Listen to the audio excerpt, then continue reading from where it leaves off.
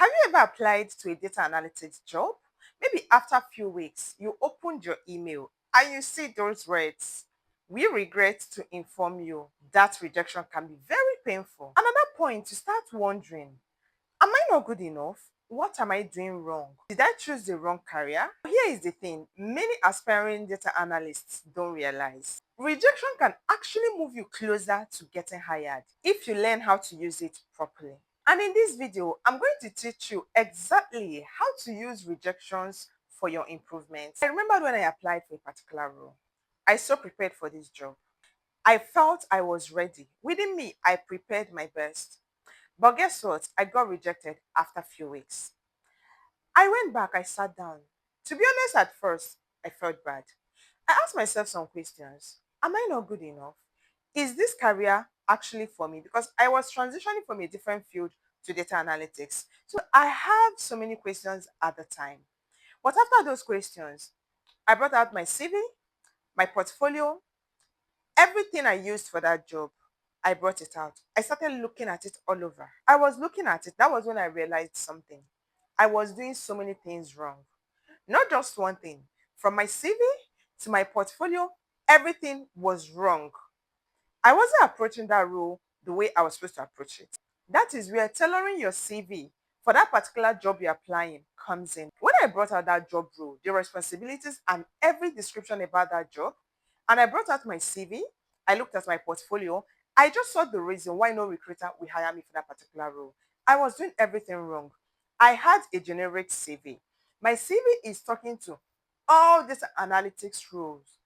And this person will be like, this person is showing that she is a beginner, entry level, yet my CV is saying that I can fit into every role.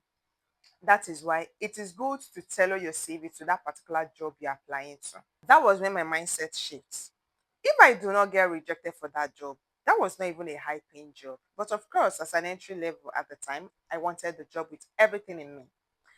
If I didn't get that rejection, maybe I will not have that mindset shift that no, you need to tailor your CV for a particular role. You need to sell yourself better. Because even if I got invited for an interview for that particular role, I might not still get hired. Because during the interview, I will not be able to tailor my responses to the need of that organization, to the problem that organization is trying to solve. I will still be generic, and that will still make me not to be hired. That particular rejection shifted my mindset to go back to my drawing board and draw something better. I went back. I tailored my CV for the next role. I didn't go back to that job. The next vacancy I saw, I tailored my CV to that particular job.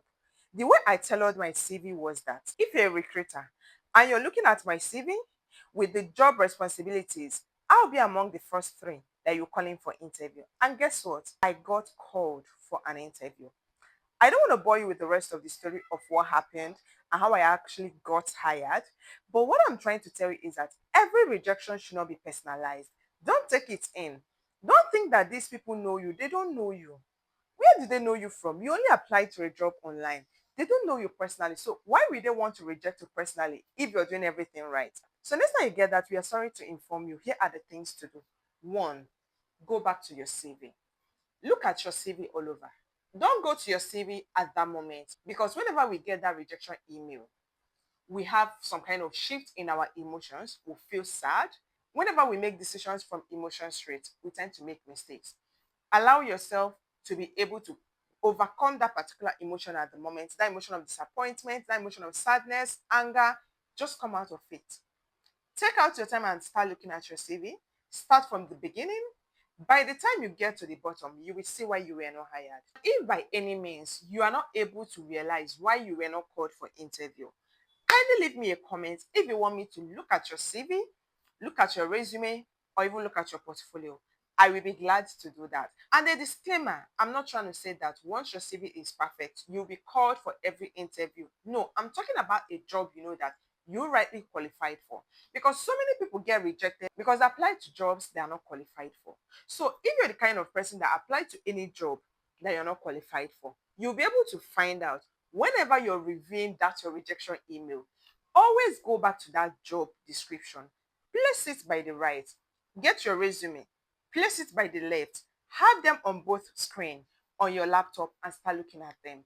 Trust me, you will see one if you're qualified for that job and you were not called, or if you're not qualified and you were not called. You will see if this has anything to do with qualification or if this has anything to do with your CV. If it's actually a job that required cover letter, bring in your cover letter also. These three things will tell you where the problem is coming from. Every rejection should not be personalized. Every rejection should not be about these people just don't want to hire me. The world is unfair to me. No, the world do not know you personally for it to be unfair to you.